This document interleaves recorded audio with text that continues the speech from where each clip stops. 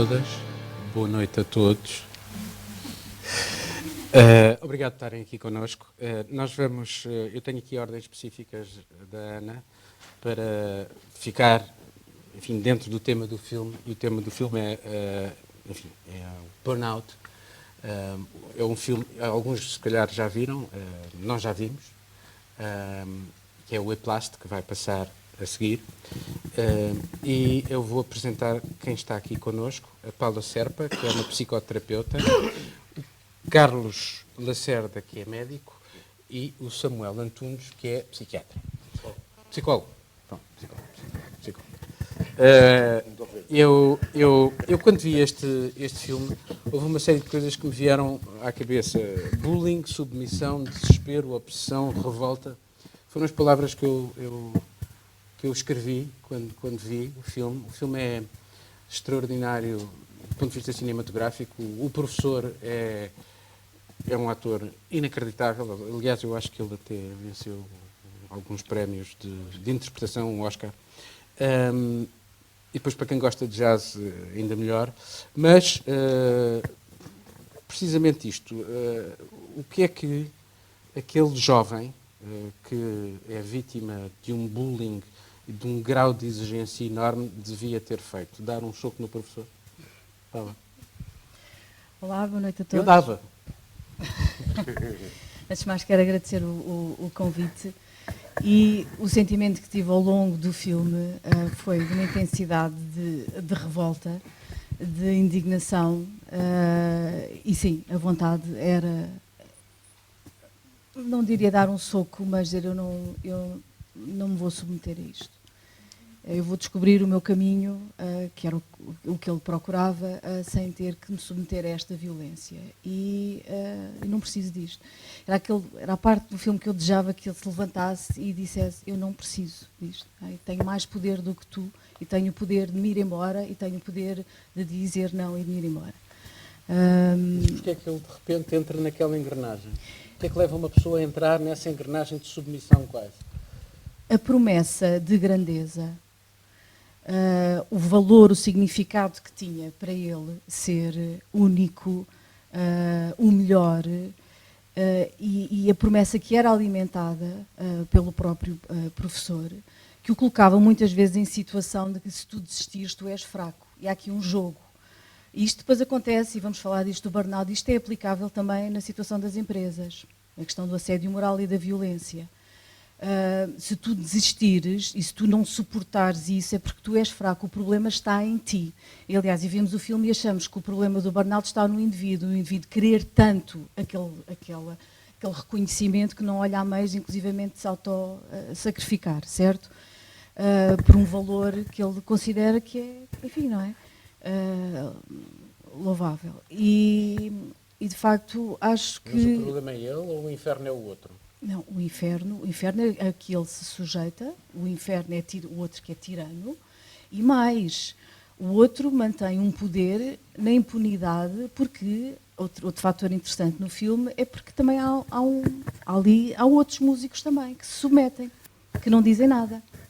Não é? E, portanto, quem é que vai ousar desafiar aquela figura da autoridade que é idolatrada? Ele é um mero estudante que está no início de carreira, e aí podemos aplicar ao estagiário ou aquele trabalhador que entra: quem sou eu para desafiar aquele Deus que me vai prometer uma carreira brilhante? Quem sou eu? E, portanto, eu vou dar tudo. E depois, não só passo por aquela violência toda, mas também vejo a fazer aos outros. E os outros não se indignam, e os outros não se revoltam. Portanto, eu acho que isso cria toda uma condição de violência, de impunidade e de submissão, não olhando a meios para conseguir aquele objetivo final. E a pergunta é: vale aquele objetivo final para tanto sofrimento, para tanta violência e humilhação? Vimos coisas semelhantes com esta história do Me Too, por exemplo, que é também o poder e a submissão. Carlos, davas um murro no professor? Dava. Eu dava. Não faço ideia. Tá, já está. Já. Eu falo alto, mas enfim. Não, eu estava à espera, estive sempre à espera que ele desse, até que enfim, não. Pronto. Até que enfim que ele deu. O dar o meu no professor é no facto do final, ele dá um murro e vai-te embora. Pronto. E desiste daquilo tudo. Felizmente para ele, desiste e teve aquele afastamento que foi o que lhe safou. Foi o apoio daquele pai, não é? Que é uma figura engraçada, que está sem estar, não é? Está lá sempre. É a figura do psicanalista. O pai está sem estar. Sim, é o afeto que o suporta e que está sem ser evidente, sem ser pressionante. Há uma altura em que o pai lhe diz: eu estou aqui para tudo o que tu quiseres, não é? Pronto, mais ou menos isto, não sei se é as palavras. Mas é exatamente isso. E eu acho que foi isso que o suportou e que lhe deu esse apoio. E o afastamento que é indispensável nestas coisas do burnout e companhia, que é tirar o homem daquela situação. Dar-lhe espaço para ele poder recuperar. Isso foi o que aconteceu. Quando ele acaba por no fim, de voltar e não desistir. Mas a pergunta é ele próprio ou é sempre preciso alguém que nos puxe para fora? Alguém que nos chama a atenção? Opa, eu acho que é preciso. Eu acho que, agora em termos... esta coisa, o burnout está descrito e estudado em termos laborais, não é? A noção de burnout é uma dificuldade afetiva de resolver a pressão a que a pessoa é sujeita a todos os níveis, e mais algum, e que põe em causa a sua própria existência a determinada altura. Porque esta coisa do burnout, atenção, há tipos que se matam, não é? Quer dizer, já temos havido, não é um em 13, e há, lembra-te daquela situação do RTF, que há um tempo, em que se suicidaram não sei quantas pessoas. Portanto, não foi por acaso, não é? E todos nós sabemos, mais ou menos, de gente, de empresas, de situações em que isto acontece. Aliás, há um outro filme que trata disso, que é o Full Metal Jacket do Kubrick. Sim, sim. Não há muitos, por acaso. Não há muita coisa que trate disto, assim. Eu, pelo menos, trato disto de uma forma mais ou menos séria, sem ser uma lamechice ou uma coisa qualquer assim, que é uma coisa muito irritante, porque depois desvirtua tudo, não é? Desvirtua tudo, como estavas a dizer, a situação de que ele não aguenta porque é fraquinho. Não é? Eu tive situações de gente posta em coisas assim, em que aguentavam porque, mesmo com uma carta do médico a dizer tira este senhor daqui assim, o outro dizia não, pode lá ser, você não vai para aguentar isto, não é? Eu, tipo, e aguentando, não é? E aguentando e ia-se despersonalizando, desconstruindo como pessoa, no final de contas. E aceitar a humilhação? Aceitar a humilhação faz parte daquele jogo.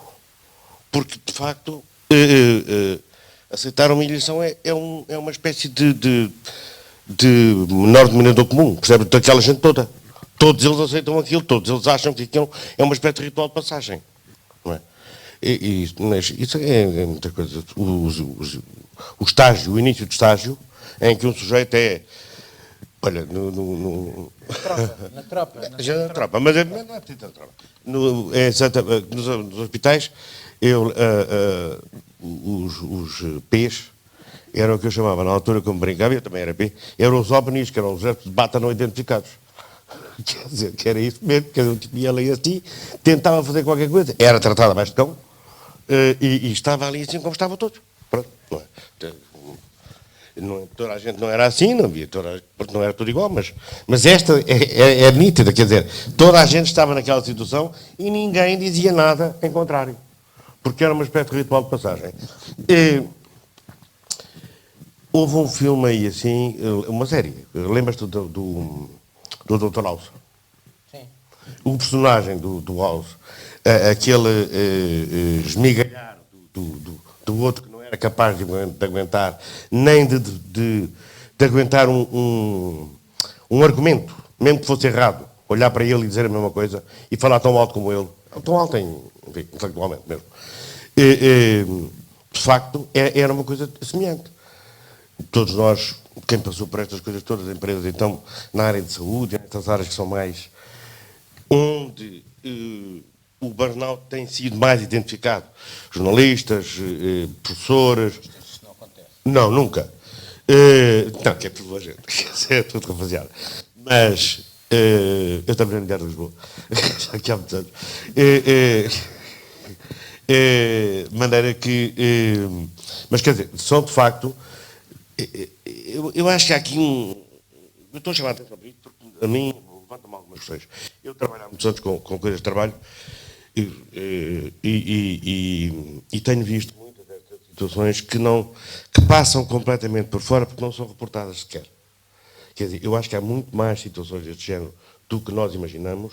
As pessoas vão se afastando, vão se degradando, vão se tornando não pessoas.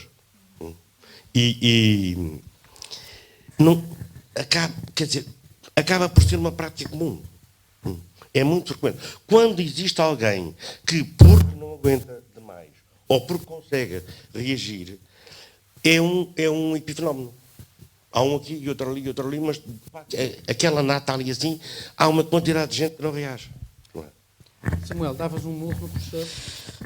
Boa noite a todos. Antes de responder, eu queria cumprimentar a Helena, a Ana e felicitá-la por este festival e também cumprimentar os meus colegas aqui da mesa.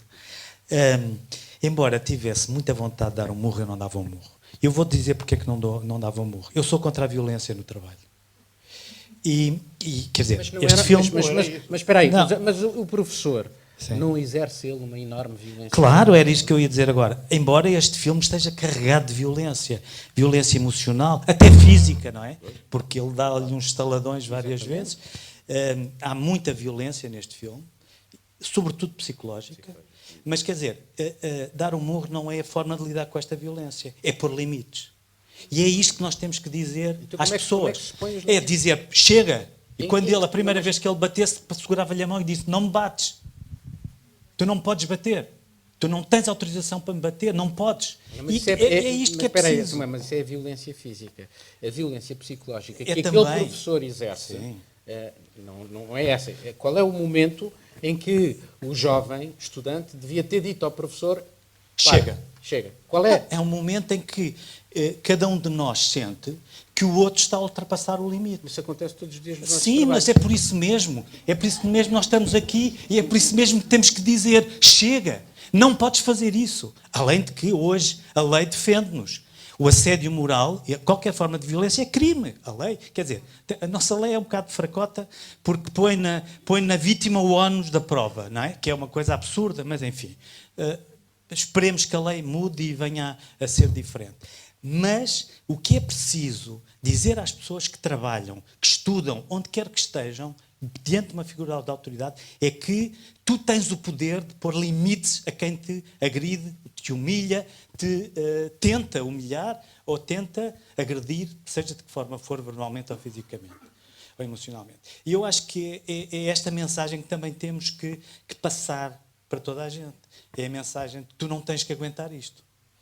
É claro que há aqui um problema também na figura do jovem, que é muito comum às pessoas que têm burnout. Há uma personalidade predisposta a isto, que é uma personalidade competitiva, muito orientada para o Mas sucesso. e os colegas dele todos que estão todos submissos naquela sala Sim, de aula? exato, sim. É isso que infelizmente acontece no mundo do trabalho também, que é, infelizmente, porque é que é difícil provar que uma pessoa foi vítima de agressão no local de trabalho? Porque as testemunhas calam-se, como estes fizeram. Não denunciam, não corroboram a queixa. Mesmo que a vítima se vá queixar, não há ninguém que prove isso, que tenha a coragem de dizer é verdade, ele foi vítima ou ela foi vítima de agressão e de humilhação. Isso acabou por acontecer mais tarde. Mais tarde, sim. Mas quer dizer, se calhar o murro que ele deu ao professor foi a denúncia. A denúncia, enfim, um bocadinho encapsulada, nem sequer foi muito... Mas já era um momento de desespero. Sim, era preciso não chegar aí. Mas é um bocado como o Carlos estava a dizer. Há muita gente que chega ao desespero sem ter dito chega e basta. E, infelizmente, eu tenho encontrado na minha clínica pessoas que se despedem quando quem devia ser despedido era o chefe ou o agressor.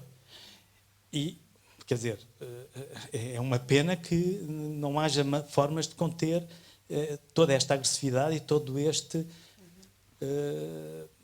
toda esta forma de assédio moral e agressão. Paula, vamos passar agora um bocadinho para o professor, que faz um jogo sádico, perverso, com o miúdo e com os outros miúdos todos, e é um personagem que nós, provavelmente, muitos de nós já encontraram também no seu trabalho. Pessoas capazes de pequenos jogos, pequenas sacanagens, pequenas e grandes, Que pessoa é esta? Porquê é que estas pessoas têm esta necessidade de agir desta maneira, de humilhar os outros, de os pôr para baixo? Porquê? Poder. Poder é o poder, o uso do poder sem uma noção de responsabilidade, de caráter. É um poder pequenino. Sim, mas é um poder que tem. Porque a grandeza Sim. Mas ele sabe que tem aquele poder, não é? Ele tem aquele poder e exerce. Mas porque é um frustrado, ou não? Porque lhe é atribuído aquilo. Ele está naquela escola, ele é atribuído aquele poder, ele é conhecido, não é? Quer dizer, de poder ser aluno dele, aliás, no filme até isso é transmitido, é quase um privilégio, uma grande sorte, uma grande oportunidade de poder ser aluno do grande, o nome, agora não me recordo.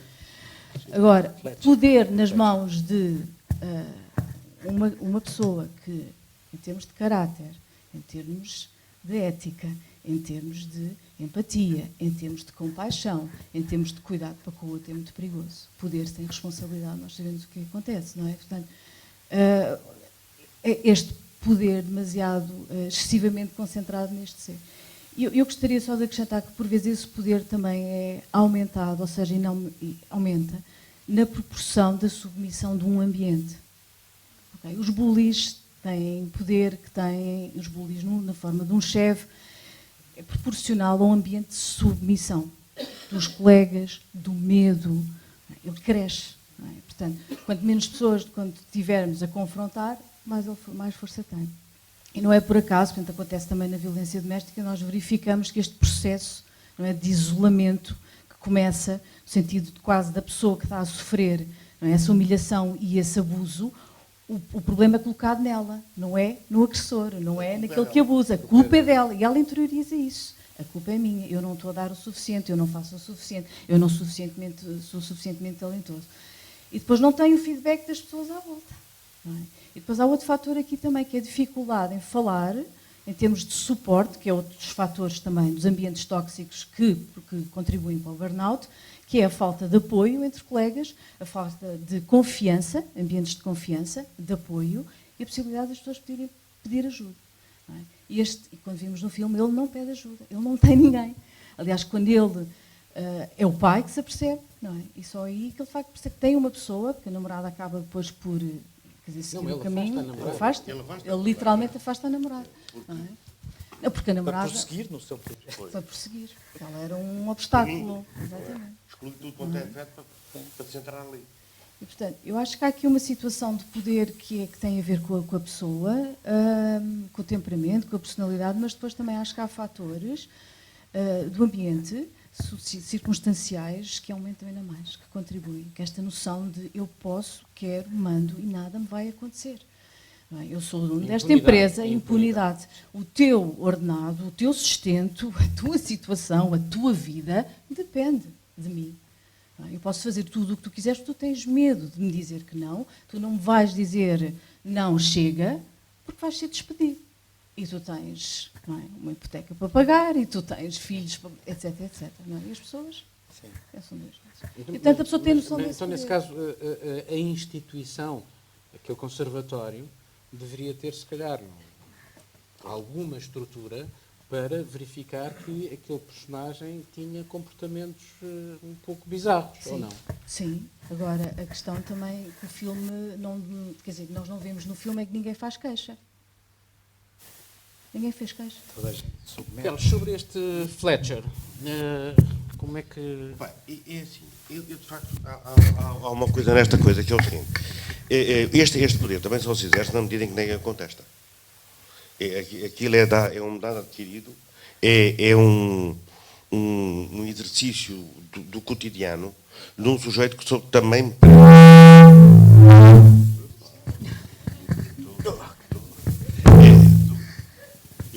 Eu faço assim, pronto.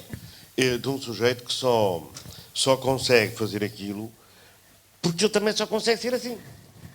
Não é? Quer dizer, no fim, tem-se a noção, quando aparece o Fletcher a tocar piano, percebes? E ele vai vê-lo, dá um bocado a impressão de que houve ali um apaziguamento. Não, houve uma situação que deu bronca. E que, portanto, ele foi um bocado afastado e ficou fora daquele contexto. Porque, de facto, já não é no mesmo contexto que nós encontramos a sequência do filme. Ele vai vê-lo e depois é convidado para participar naquela... Mas dentro ainda das regras do jogo do Fletcher e da perversidade do Sempre, comportamento. por isso é que eu estou a dizer, ele não consegue ser de outra maneira. Percebes? Quer dizer, é um bocado... É um problema, é uma neurose de caráter. É um obsessivo. Há aqui uma componente de opção, quer do Há miúdo, quer do estudante, quer do professor. A questão aqui, assim, há bocadinho, Samuel, estavas a falar, e bem, é o que eu acho também, que isto acontece com determinado tipo de personalidades. Não é? Porque, quando, olha, porque eu não tinha outra coisa que eu estava a ver, quando a OMS fala e discute se é doença, se não é doença, se deixa de ser, fala numa reação emotiva de pessoas que não é resolvida face a uma pressão completamente anómala, que alguns aguentam e outros não. Percebes? Toda aquela gente está violentada. Todos. Uns. Eu quase que diria que aqueles que têm este sofrimento visível das situações de burnout e daquelas sintomatologia toda, por um lado são os mais sensíveis, mas por outro são os mais capazes. São aqueles que têm a sensibilidade suficiente para conseguir interiorizar aquele sofrimento e depois deixá-lo transparecer. Porque, teoricamente, estava a dizer há bocadinho, não é o momento para aguentar isso. E então, nem mostra que sucede. Nós temos visto todos, nós que trememos nestas coisas, vemos uma imensidade de gente que está certamente sujeita a situações desse género, ou que não toma consciência delas, ou que é tão pressionada e tão condicionada que não tem maneira de fugir, e vai desaparecendo, vai-se desagregando, não é? De facto, pronto, todos nós já vimos situações de suicídio de gente posta nestas circunstâncias, não é? Isto parece tudo uma coisa simpática, mas não é. Pode não ser. Isso não é, de facto... Quer dizer, eu acho que todas estas... Este professor, eu acho este homem um homem muitíssimo infeliz, não é? Acho um homem muitíssimo neurótico na sua estrutura. É quase como se lhe tivesse... não é bem um psicopata, mas percebes? É quase, estás a perceber? Porque, quer dizer, há uma impunidade da ação como uma amoralidade. Amoralidade. Não é imoral, é amoralidade. Como se tudo aquilo fosse possível ali assim. E as estruturas... Em nome do fim, o fim último, da perfeição. Daquela perfeição. Daquela perfeição. E este rapaz, aluno, também entra nisso porque é um perfeccionista. Claro que todos aqueles rapazes que estão ali assim naquela escola acham que é um privilégio estar lá. Estar ali assim já é uma sorte infinita de poder fazer e acontecer. Mas depois, sacrificando o quê? Não é? Ele sacrifica tudo. A liberdade. Toda. Mas este professor tem uma perturbação da personalidade. Claro. À semelhança de muitos chefes e líderes e diretores que há por aí, narcisistas, sádico, perverso, manipulador e com um exercício de autoridade que não é admissível, com um profundo desrespeito pelas pessoas. Quer dizer, claro que ele está a representar um papel, mas nós ficamos indignados ao ver aquele ato que parece exagerado, mas que de alguma maneira... Como é que uma empresa se torna saudável? Como é que este conservatório seria saudável? Tendo pessoas mais saudáveis. Pessoas mais saudáveis. Temos que selecionar. Detectar este comportamento deste personagem obsessivo. Felizmente, Paulo, felizmente hoje a psicologia tem maneira de identificar e de... por isso é que existem processos de seleção para dizer este tipo não serve para este lugar. Porque todos nós sabemos o que é um professor. Não deixa... Do ponto de vista do conservatório, se o tipo ganha os prémios todos, se é um sucesso, e vivemos na ideia do sucesso, não é? Sim, nós também temos que começar a mudar esta cultura. Porque não pode, o sucesso não pode ser a qualquer preço. Quer dizer, o bem-estar, a qualidade de vida, a felicidade, a liberdade, a possibilidade de errar, também tem que fazer parte da nossa cultura. Porque senão nós somos uns autómatos. Este rapaz, estes alunos, pareciam máquinas, sem sensibilidade, sem capacidade de reagir a tanto sofrimento e a tanta humilhação. E nós temos que mudar esta cultura. Nas organizações, em todas as organizações, desde as escolas aos hospitais, passando pelas pequenas empresas, de mudar uma cultura que é possível ter locais de trabalho saudáveis, é possível ter líderes saudáveis, porque eu não tenho muito tempo para contar aqui histórias de líderes que têm uma liderança saudável, que valorizam as pessoas, que reconhecem, que incentivam, que ajudam as pessoas a chegar à excelência, mas sem humilhar e desvalorizar. Então é preciso escolher os líderes. Também, claro. Isso não há dúvidas. Agora não havia qualquer escrutínio daquele professor. Exatamente, é isso. Sim, quer dizer, a excelência não justifica tudo, não é? Nós temos que... quer dizer, quando eu vejo aquele filme, penso, onde é que está a liberdade? Para que isto? Qual é o resultado disto? Infelicidade, sofrimento, perda quase de dignidade. Eu diria mesmo, perda de dignidade. Em nome de quê? Trabalhar numa banda? Trabalhar na maior empresa? Trabalhar na empresa número 1? Qual é o preço que tu pagas por isso? Saúde mental, saúde física, sono, infelicidade? Sim, está bem, mas... O sucesso, Eu sei. E é por isso que estamos a fazer este festival, Paulo. É para mudar a cultura. E criar uma cultura de saúde mental. Saúde mental. Porque esta cultura é a cultura da doença.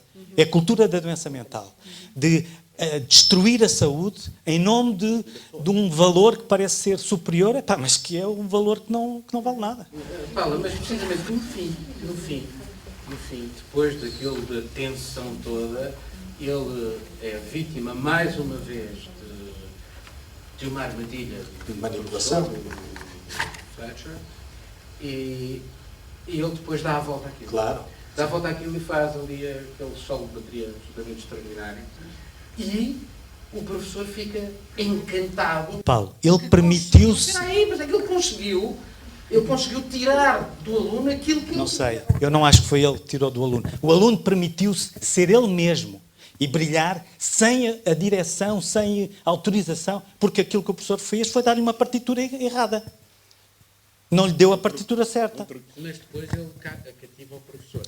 Não é o Mas eu vi de outra forma. Ele passa a ser o personagem principal. Ele passa a ser o e personagem. solidariza o outro. Exatamente. Ele decide, agora é da minha maneira. Agora sou eu. Agora sou eu. Agora é nos meus termos. Não é? E de facto, esse é o ponto da liberdade, não é? Que ele diz, não, agora é nos meus Este não é termos. pedagógico nesse sentido, não é? Mas não é comum, porque não é isso que nós vemos normalmente das coisas, não é? É pedagógico nesse sentido, por chamar a atenção e por virar o assunto ao contrário, não é? Mas, infelizmente, não é isso que nós vemos. Exatamente, a cultura é uma cultura de comissão, uma cultura do dinheiro, pronto, assim, E mesmo esta cultura que a Paula estava a dizer, que é, tu tens que te aguentar, senão perdes o trabalho e perdes o dinheiro para pagar os teus encargos e tal. Mas isso é um erro e é uma mentira. Também é uma mentira. Porque hoje em dia, na Europa, já há países onde a lei diz que quando se prova que o agressor fez assédio moral sobre um colaborador, é despedido com justa causa. Portanto, temos que chegar aí. Porque quando isto acontece... Na Bélgica acontece muitas vezes. Vou-te dizer um exemplo que todos nós conhecemos. A eurodeputada Maria João Rodrigues, foi neste país que há uma lei que diz que se provar que o agressor fez assédio, é despedido com justa causa. E ela foi sancionada em público no Parlamento e depois não foi reeleita, não é? Mas não sabemos se ela ia ser reeleita ou não. Mas a lei é que fez com que o assédio moral se reduzisse muito significativamente na Bélgica, por causa disto. É claro que há ali uns contornos que também são importantes. Não é nem é a vítima nem o agressor que tem que provar nada. Há uma auditoria externa que avalia, faz um relatório, houve testemunhas, tudo confidencialmente, até que se o veredito for prova-se o assédio, Pronto, há consequências. E é aí que temos que chegar. Não é esta situação de as pessoas estarem intimidadas com medo de perder o emprego. O ato de coragem para denunciar parece ser extremamente difícil. É uma negação de si próprio, claro. Como é que isso se faz? Qual é o momento em que nós... É deixar de intimidar as pessoas, Paulo. Quando as pessoas deixam de se sentir... Tu não podes dizer isso, é quase Posso, eu posso. poder Eu claro que eu dizer posso. isso, mas é que Não, eu não posso, eu tenho que gritar isto. Tá bem, mas- Que é para dizer, tu pode. não tens que submeter, tu não tens que te submeter a esta forma de tratamento, de ser tratado como um objeto, que tem que fazer tudo o que o teu chefe, o teu professor, seja qualquer seja a figura da autoridade, te impõe. Não. Gostava só de lançar aqui um bocado uma... Mas nós somos educados de outra maneira. Nós somos, exatamente. Desde a escola. E há uma herança, e há uma herança aqui, há uma herança. Eu lembro de estar a conversar com uma amiga a propósito da plataforma de corrupção, em que há uma forma de se fazer a denúncia de uma forma anónima e proteger. E a discussão começou por a questão do denunciar igual os bufos. Denunciar. Então, a qualquer momento, ou seja, não via na possibilidade da pessoa com fundamento, não é? Que denuncie, mas não, aqueles que vão inventar histórias, a preocupação era essa, o bufo, uma perseguição. Portanto, toda esta narrativa, o lado negativo, isto vai abrir a possibilidade para aqueles que não gostam e comecem a criar histórias e de conspiração, etc, etc. Esse é o preço. Mas muito esta questão do vamos denunciar, há aqui uns sinais que vêm de trás. Nós temos uma cultura ainda com medo da queixa, com medo da denúncia. Aliás, quer dizer, situações em que eu tive em consultório, em que eu tive que ajudar a pessoa numa situação de violência no trabalho, de assédio, a sindicalizar. A única forma que tu tens é de sindicalizar. Tu tens que ter uma rede de suporte, de orientação, para começares este processo. Porque não tinha apoio nem dos colegas, não tinha ninguém. E, portanto, enquanto não tiveres lá um suporte, dificilmente vais conseguir sair, mas não seja que pedires uma transferência para saíres deste departamento onde ela estava. Mas a denúncia ainda é vista como sendo uma coisa que não é uma prática, que pode ser construtiva, que pode produzir este efeito de reduzir esta impunidade. Sim, quando o miúdo vai queixar-se de outro miúdo, a professora é um queixinho. É um queixinhas. Portanto, nós temos uma sociedade que nos molda para, de algum modo, sermos o antes. De facto, nós temos que começar, desde muito cedo, a passar a mensagem de que tu tens o direito a não ser agredido, a não ser humilhado. Desde à exploração do corpo do outro até estas coisas que estamos a falar. E se calhar não estamos a passar esta mensagem desde os primeiros anos da escolaridade. Mas temos que a passar. Mas a sociedade precisa de ordem. E, portanto, precisa de isso é uma falsa... Não é verdade isso. Não. Os países mais evoluídos da Europa não funcionam assim. É que o respeitinho não tem que ser de quem está numa posição de subalternidade. Tem que ser o respeitinho também de cima. Não é só o respeitinho de baixo. É porque isto é uma falsa questão. Respeitinho é o quê? É o vergar a cabeça? Não, respeitinho é olharmos um para o outro, olhos nos olhos, de igual para igual. Tu tens a tua responsabilidade, eu tenho a minha. Mas somos seres humanos que temos o direito de ser respeitados e de nos respeitarmos. E isto é que tem que ser dito e tem que ser integrado na nossa cultura e na nossa relação. Deixa-me só dizer que há dias estava com o meu filho, comprei-lhe uma banda desenhada do Asterix e o centurião estava a dizer qualquer coisa, vira-se para o Optione, que é o faço ideia que é o sargento, e diz: eu não percebo isto. E o centurião vira-se para ele e diz: é natural, não percebas porque tu és um simples Optione e eu sou um centurião. E portanto esta ideia que o chefe, não é? É muito difícil rompermos com isto. É, mas só consegue fazer que é mudando isso. Também não é só denunciar, quer dizer, desde criança, mas é um problema, eu acho que é um problema sobretudo em relação às crianças e à imagem do educador, digamos assim, pela prática. Não basta dizer. Mas então o pai Vocês falavam há bocado do pai do Sim. Andrew. Parece ser um tipo até aberto, afetuoso. Mas eu fiquei com a ideia que ele não denunciou coisa nenhuma.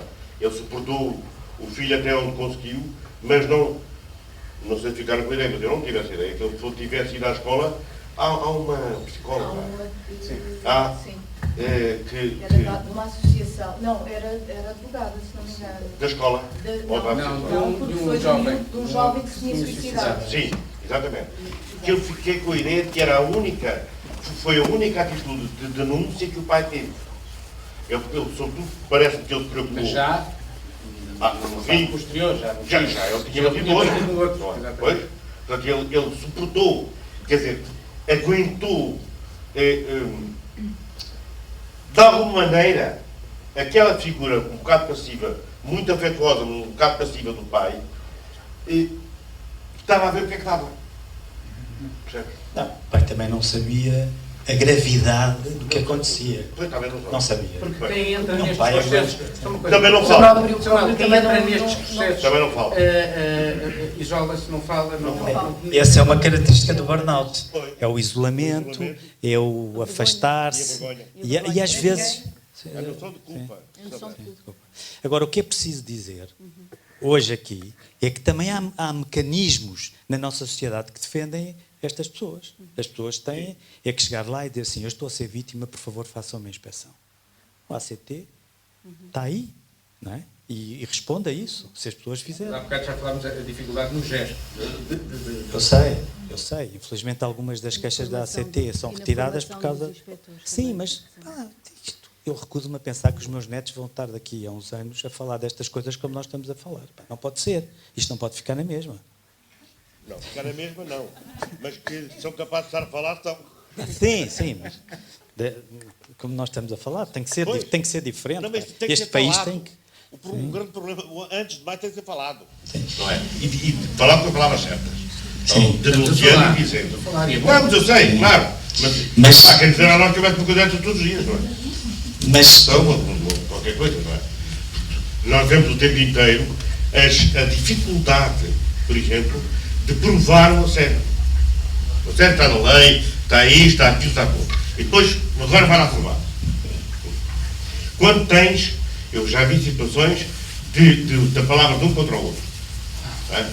Eu lembro-me de um sujeito que era um diretor de um departamento aí numa Câmara, jurista, que tinha aquelas coisas tudo do tipo, não era um participante, mas era com tudo em vida. Quando, na hora do almoço, ele entretinha-se com um lápis e por trás da funcionária, espetava o lápis aqui assim e apalpava a mulher toda. E quando ela pegava por si alguém, eu metia-se lá no currículo, havia interessado com ela. Seríssimo, e disse, pelo amor de Deus, nem pensar nisso, não é? E isto levou muito tempo assim. Até que 1, 2, 3, 4, 10 mulheres chegaram lá e disseram, é verdade. Mas foi ainda extremos. Pá, isto é caricato, se passou-se há meio de anos. Não é? E tu achas que isto é quase, parece um filme cómico, não é? Eu, por acaso, li hoje uma história dramática de uma miúda que tinha 12 anos, que entrou num filme de um homem que tinha 35, 36, e entre os 12 e os 15, ela, agora, mulher adulta e que já fez imensos filmes, é um grande escândalo em França. Ele foi expulso lá da Liga dos Realizadores e seria sim a palavra dela contra a dele. O problema aqui é esta cultura, esta espécie de omertá que ninguém falou, das pessoas todas que trabalhavam no cinema e agora, finalmente, e é que ele destramou, é que eles começaram a dizer sim, ele tinha gestos que eram muito inconvenientes. E não foi uma pessoa, foram uma série delas. E esta cultura de silêncio, para voltar ao filme, a cultura de silêncio é algo que é quase impossível romper. Não. Já há boas práticas. Quando lhe é indicado, como ela disse, vai-te sindicalizar, arranja um grupo de suporte. Isso foi o que nós vimos acontecer há uns meses atrás aqui em Portugal. Mas há outras práticas noutros países onde há uma figura de referência na organização a quem as pessoas se dirigem e essa pessoa é obrigada a desencadear um mecanismo de auditoria. Isso já existe. Portanto, não é, nem é o diretor de recursos humanos, nem é o diretor-geral, não é ninguém da direção, é uma figura de referência designada e eleita pelos trabalhadores, que sabe, quando alguém se vem queixar de estar a ser vítima de assédio, desencadeia um mecanismo de auditoria externa, não pode ser interna, porque o diretor de recursos humanos pode ser o melhor amigo do diretor financeiro que está a fazer assédio. Portanto, tem que ser externo. E que vem fazer, há procedimentos, há uma metodologia, avalia, ouve testemunhas, fala com o agressor, com o agredido, com a vítima, e depois, em alguns casos, até são equipas de auditoria, não ser só uma pessoa. Em muitos casos, na maioria dos casos, é só uma pessoa. Portanto, isso já está inventado. Não é preciso inventarmos a roda. Deixa-me voltar a esta história que eu contei. O pai dela, disse-lhe, não digas nada, por causa do anátema, do estigma que ela teria como jovem, adolescente, que tinha sido vítima de um tipo mais velho, portanto, o contexto social. Há aqui uma grande dificuldade em dar esse passo, é o que eu acho, na maioria dos casos. A não ser que uma pessoa entre num delírio qualquer como eu e enfia as porradas no outro. Quer ser quase uma situação diferente, mas que é quase uma caricatura disto.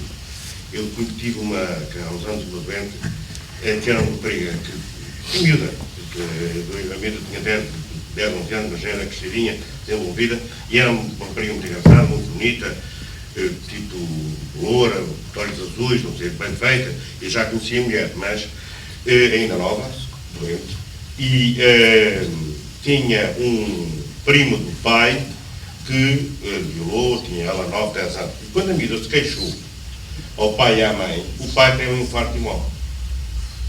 Esta rapariga foi estigmatizada e criticada pela família inteira como a assassina do pai. Pois é, também. Isto é incrível. Os mecanismos da sociedade. Claro. Mas esses são casos extremos, quer dizer. Não, o problema, eu sei, eu também já ouvi pacientes minhas que foram Deve ser muito otimista. Não sou otimista, pá. Eu acredito, isto não é uma questão de fé, mas eu acredito que é possível que as coisas sejam diferentes e melhores. Até porque eu conheço realidades que são diferentes e melhores. É possível ter locais de trabalho saudáveis, é possível trabalhar e ser feliz a trabalhar e realizar-se com aquilo que se faz. Não só para ganhar dinheiro, mas para evoluir e crescer, porque esse é o desígnio de um ser humano. Nas empresas, portanto, é natural que... Mas porquê é que isto tem que ser um inferno? Eu recuso de acreditar que as empresas têm que ser inferno. Eu já tenho 60 anos, já trabalhei em muito sítio e tive a sorte, se calhar, de não trabalhar em nenhum sítio que fosse um inferno. Mas em relação ao filme, o conservatório também não devia ser um sítio em que as pessoas deviam estar felizes, e eles deviam estar felizes e não estão. Quer dizer, É como numa empresa. a felicidade, eu não colocaria serem felizes, não é? Porque eu acho que o processo de desenvolvimento ou de exigência, não é? Tudo, nem sempre envolve emoções agradáveis, não é? O resultado é, portanto, exatamente, há um sacrifício ali que por vezes é necessário, mas uma coisa é um sacrifício e há um sentido de controle, há um sentido da parte da pessoa que se está a desenvolver, não é? Mas há o respeito, o facto de haver sacrifício, não é? Há o respeito, há a dignidade, não é? Há um incentivo.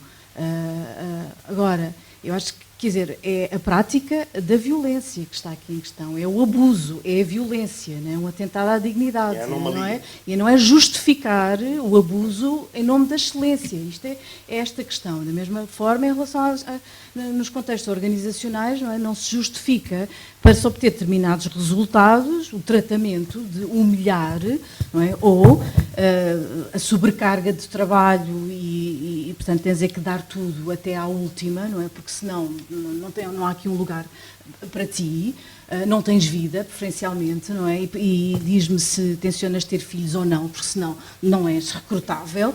Quer dizer, em nome de quê? Em nome da excelência, eu abro mão dessa dignidade, abro mão desse respeito. E, portanto, são locais, que é isso um bocado que o Samuel diz, quer dizer, é um conservatório. Eu não vou referir aqui o sítio por uma questão de anonimato, mas há um sítio que eu conheço, que é muito respeitado, há uma figura que é bastante respeitada na sociedade, não é? Que criou um espaço que faz coisas incríveis, no sentido da educação, mas que é uma bully. E que tem os funcionários, que já foram alguns, a quem eu acompanhei, que é o que nós chamamos o crazy maker, que é insuportável, que é um ambiente tóxico e, no entanto, é idolatrada. Ela é idolatrada. Mas a sociedade não conhece o que se passa lá dentro. Não conhece o que se passa lá dentro. As pessoas que vivem... Pronto.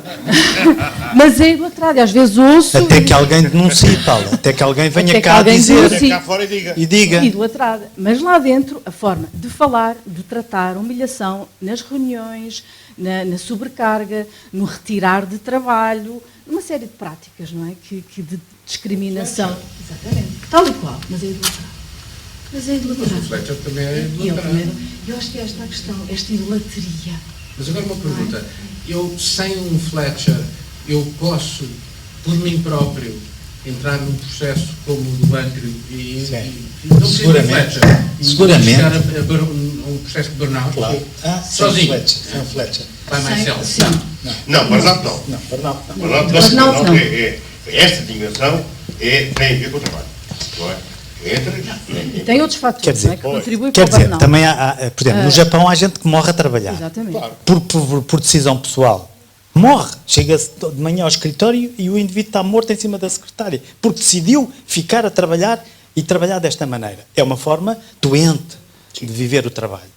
Também há casos destes. Mas o mais importante disto, Paulo, o mais importante disto é nós temos que fazer o trabalho de sensibilizar as lideranças, a gestão, para a questão de é possível liderar sem tornar as pessoas doentes.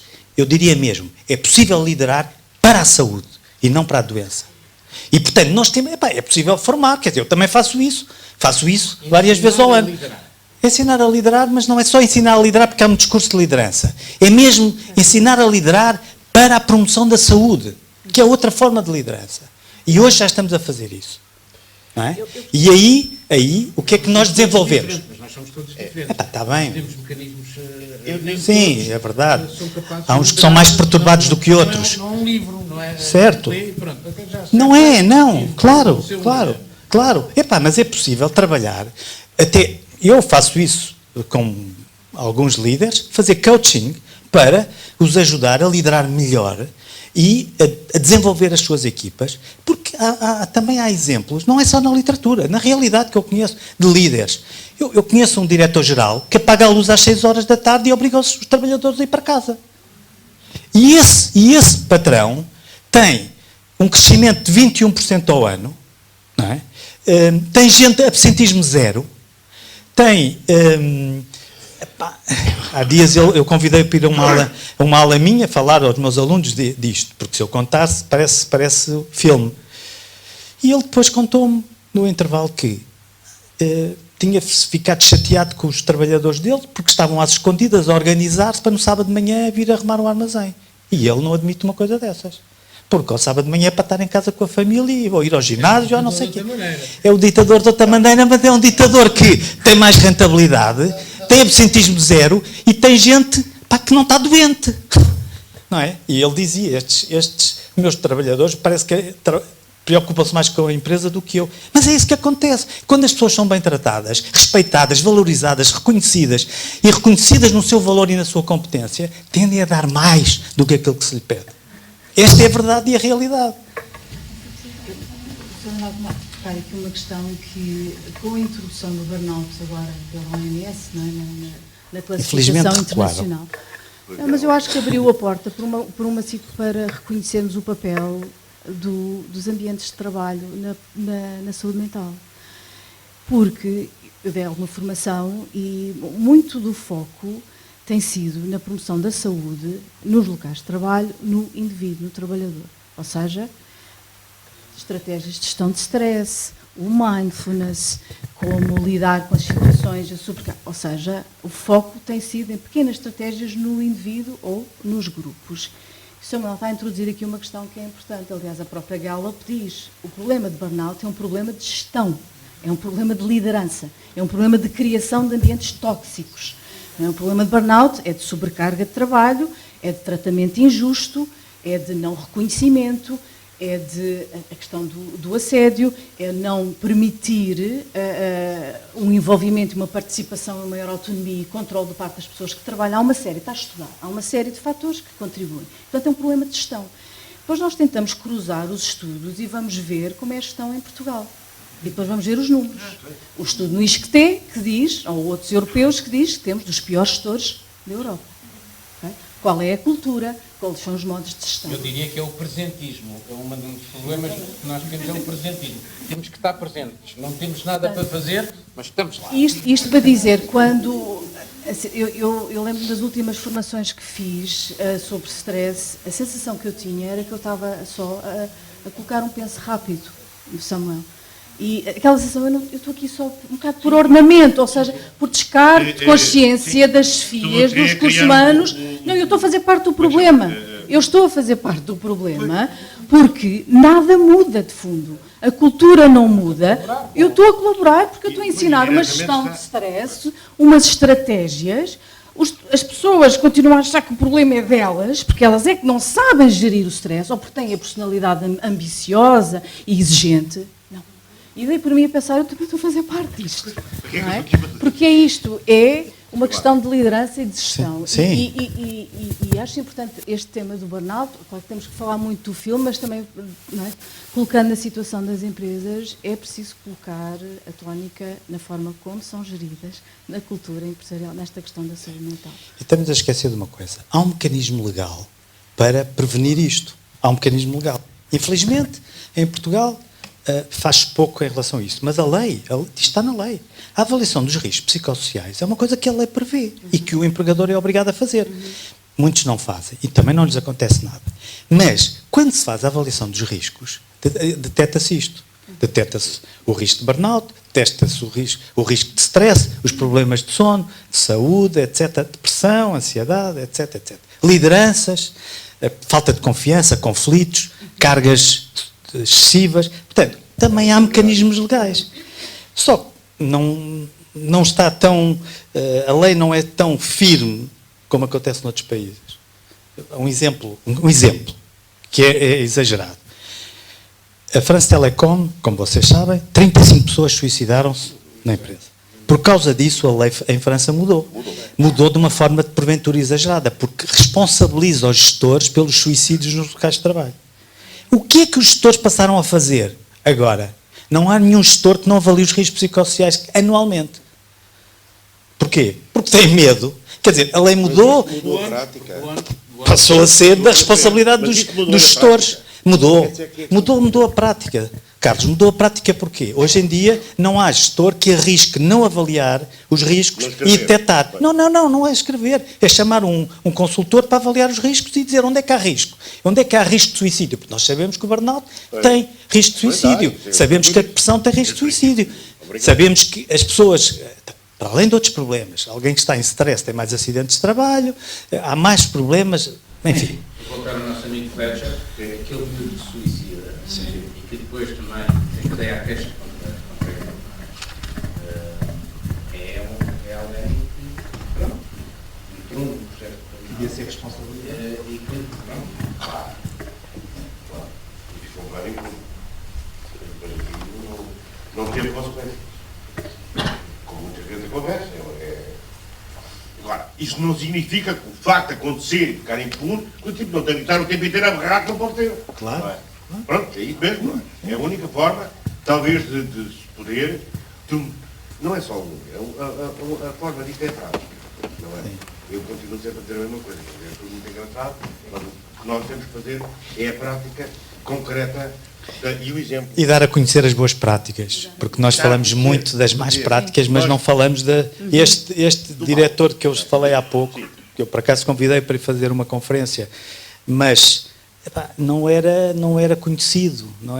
Eu agora ando sempre com ele atrás, quando faço conferências vou fazer uma conferência brevemente com os grandes empresários, e para mostrar como é que é gerir bem e liderar bem, e como é que se tem rendimento, porque há retorno neste investimento. Quando se investe em prevenir os riscos e prevenir a saúde mental nas organizações, o retorno é de 13,62 por cada euro investido, Paulo.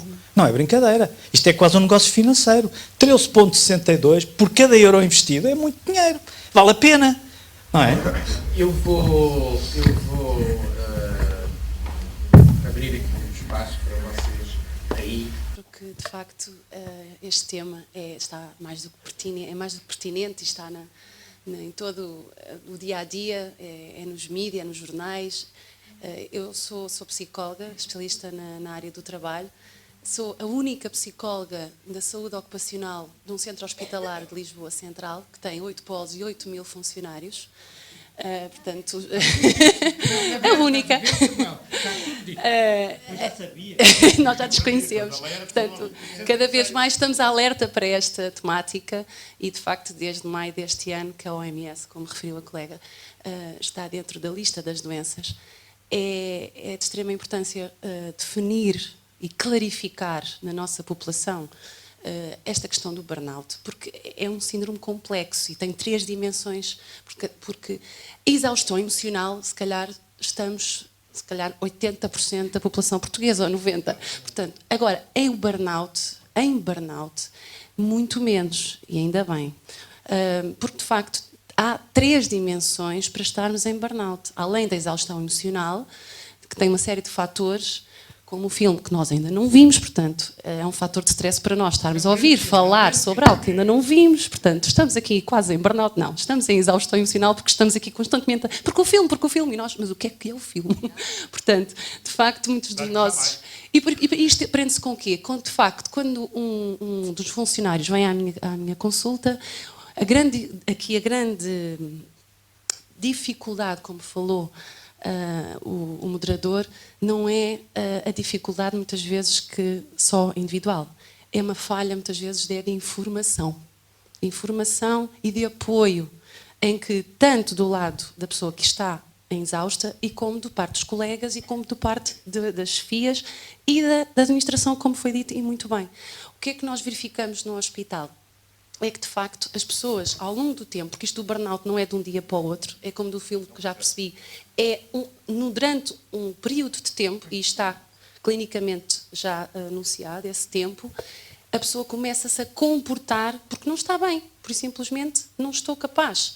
Já não sinto. A enfermeira, a assistente operacional, o médico, começa a perceber que, por alguma razão, seja variável for, já não estou capaz de desempenhar aquela minha função. Por isso é que é estar relacionado com o trabalho especificamente e não, por exemplo, nas relações emocionais. Outra coisa que isso é a depressão, ou porque já não consigo desempenhar funções na minha casa doméstica com os meus filhos. Isso é ansiedade. Portanto, a depressão no burnout e a ansiedade é específica porque há tarefas no meu local de trabalho ou porque há revolução tecnológica, que eu já não consigo lidar com os computadores, há médicos que já não conseguem ver os doentes e ao mesmo tempo tratá-los e ver os enfermeiros e os registros. Portanto, há coisas específicas no trabalho que nos levam a exaustão emocional.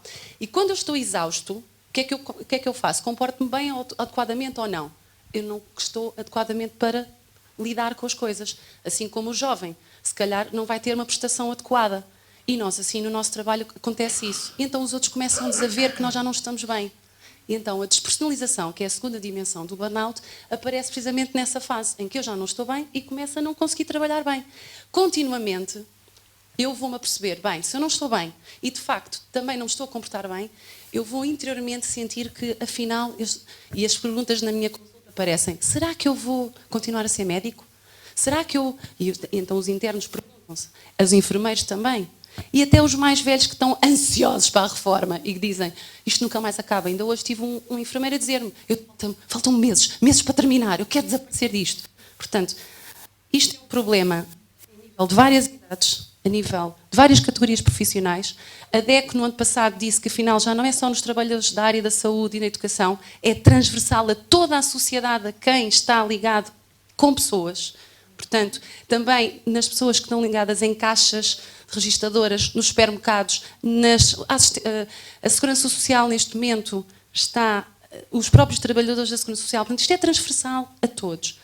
No entanto, nós não podemos deixar aqui de denunciar coisas positivas, porque cada um de nós tende a fazer uma coisa que chama-se destruição cognitiva.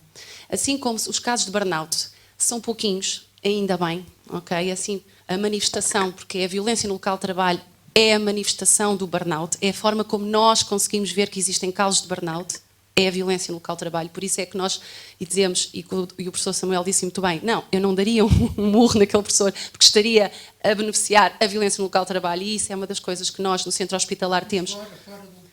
Nós temos uma... Bem, mas depois aí podemos recuperar a justiça. É verdade, nós temos funcionários que muitas vezes fazem isso. Eu lá fora depois trato de ti. Isto funciona. Aliás, nós temos funcionários e temos utentes. A mudança de mentalidade é esta. Nós todos somos utentes do Sistema Nacional de Saúde e uma das grandes problemáticas dos profissionais a estarem a sentir-se também em burnout ou insatisfação emocional é porque, e a mentalidade aí tem que começar por nós, é como é que nós estamos a lidar uns com os outros. E isto é uma questão de sociedade, de facto. É como é que é o nosso comportamento. Somos nós. Primeiro temos que, de facto, perceber e foram ditas coisas fantásticas nesta. E dou mais uma vez os parabéns à organização, e vou passar porque senão não calava, porque isto realmente é uma paixão. Acredito, como o professor Samuel, a questão de termos uma mentalidade positiva, de começarmos a conectar com as pessoas, a dar formação individual, mas a responsabilidade dos governos e as administrações, de facto, tem que vir de cima para depois cada um dar o exemplo e começarem nós e nas nossas escolas começarem a ter, de facto, formação. Não, o burnout, de facto, é um síndrome. A importância é realmente a exaustão emocional. Eu vou só passar ali já à segunda pessoa para depois responder, que é mais fácil. Quem é que tinha posto a mão? Não vai responder a nada. A responder, comentar, falar, pronto, isto é, há vários termos. Boa noite. Agradecer esta iniciativa extraordinária e sem procurar ocupar muito tempo, durante esta palestra, durante este debate, houve várias questões que se levantaram, mas há uma que não parou de estar aqui sempre a martelar, especialmente quando o Samuel falava. Estão aqui, parece-me a mim, dois grupos de pessoas, as pessoas ligadas à saúde e, eventualmente, as pessoas que são vítimas, como o pianista, acho que é um pianista, não é? Não, o baterista. Filme. O baterista. Exatamente. Falta aqui quem? Falta aqui as pessoas como o professor, a meu ver. Faltam aqui hoje e faltam sempre, porque não vão ver e não querem saber. Eu faço parte deste grupo, do segundo grupo das pessoas que estarão aqui eventualmente como vítimas, exatamente como baterista. Numa nota mais pessoal, desde há 3 anos que faço psicoterapia para lidar com várias FIAs, enfim, vou ver se estão à altura deste professor aqui. Vamos ver. Esperemos que não. E trabalho numa grande empresa de telecomunicações. Há pouco falou sobre a France Telecom. Sim, é um espelho o que se passa lá. Não há casos conhecidos ainda de suicídio, mas a conversa de corredor anda lá muito perto. Portanto, agradecer mais uma vez esta conversa e ansiar porque estas palavras do Samuel, de facto, venham a ser tornadas realidade e, finalmente, pessoas como esse professor Fletcher e os chefes desta vida possam finalmente mudar. A sociedade também tem que saber escolher as suas filhas. A sociedade tem que mudar a mentalidade da noção do erro. O que é que significa errado? Eu posso só introduzir a questão do conflito. Uma coisa é um conflito, a outra coisa é um abuso, é uma violência, uma coisa que se chama responsabilidade pelo comportamento. Eu posso compreender, mas não preciso de concordar. Ok? Portanto, agressor e vítima num local de trabalho, vou fazer um trabalho, primeiro se o agressor não é, quiser fazer esse trabalho que normalmente não acontece. Pronto. Agora, mediação de conflitos é uma coisa, não é? Agora, abuso, violência, tem consequência, tem uma responsabilidade. É preciso assumir responsabilidades. O grande problema é a impunidade. Okay? E, portanto, vamos distinguir aqui, não é? Também há conflitos que não têm esta gravidade e a responsabilidade é um fator importante. Vou dar a palavra a estes senhores e depois acho que vamos ter que fechar, está bem? Queres fechar? Sim. Eu fiquei naquilo que estava a dizer, porque eu acho que essa é uma muito boa questão. Como é que como é que um sujeito, mas isso põe-se em muitas coisas, como é que um tipo de repente é torturador, como é que um tipo foi chefe dos campos de concentração, como é, por aí fora. Exatamente. Vamos por aí fora. Como é que é possível que um oficial de carreira normal de repente se transforme numa coisa daquelas? E há muita coisa já feita sobre isso. Mas de facto. O Zarqau e o Bin Laden, sim, por aí fora. por aí fora. Não é só ali, é tudo quanto é canto. Hã? Sim, exato. Mas digo eu acho que há um processo nestes sujeitos. O problema está em que eles vão fazendo, Paulo, tu estavas a dizer há pouco, eles vão fazendo coisas sendo não, aplaudidos até alguns, mas sobretudo não sendo com um grau de impunidade, não é? Não há nenhuma justiça que lhes diga pare, não há coisa nenhuma. Claro que nós temos leis, claro que nós temos coisas, mas tu não estás a pôr o problema da lei, nem eu. Eu estou a pôr o problema individualmente, como é que aquela personalidade, como é que aquele tipo fica assim. Como é que aquela pessoa fica uma não pessoa. Não é? É um processo patológico. Nós vemos isso, há um bocadinho disso, que este professor era amoral. Eu não acho que ele seja imoral, nem nada disso. É como nós temos os psicopatas, por exemplo, os gajos com uma perturbação grave de personalidade, que passam uma prática sem remorso, sem culpa, mas sabendo que estão, tendo a noção do bem e do mal, e sabendo que estão a fazer. Agora vou passar a palavra ao Fernando, tens 30 segundos. 30. Este professor é doente. Não é um professor saudável.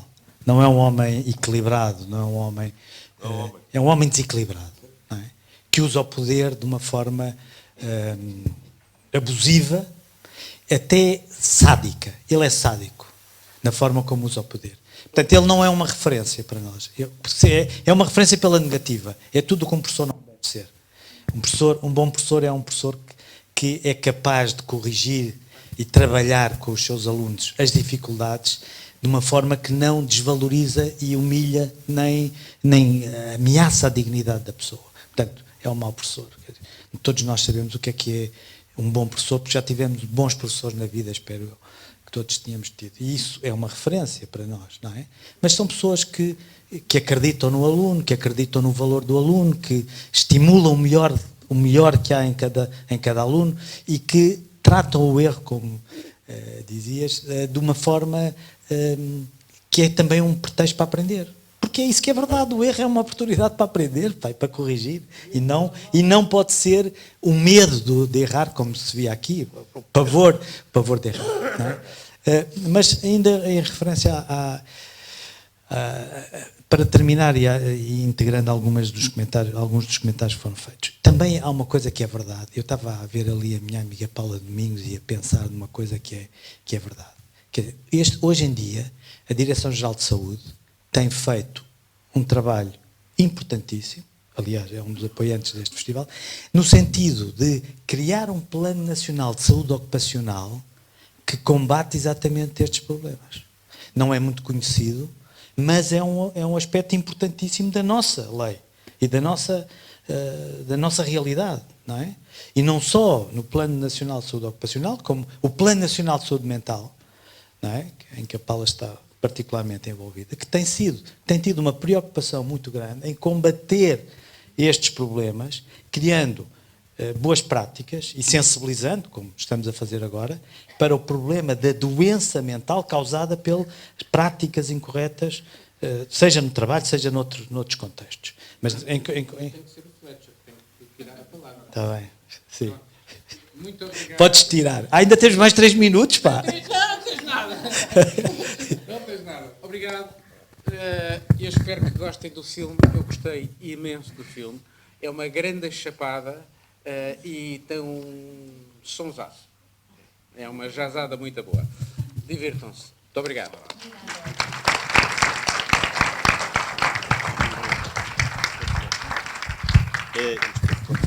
Não sei.